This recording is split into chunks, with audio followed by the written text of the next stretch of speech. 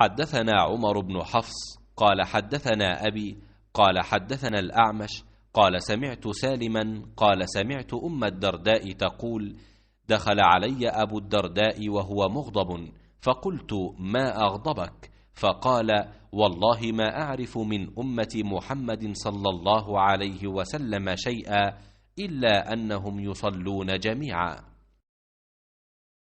आमश ने बयान किया कि मैंने सालिम से सुना, कहा कि मैंने उम्मे दरदा से सुना। आपने फरमाया कि एक मर्तबा अबू दरदा आए, बड़े खफा हो रहे थे। मैंने पूछा कि क्या बात हुई जिसने आपको गज़बनाक बना दिया?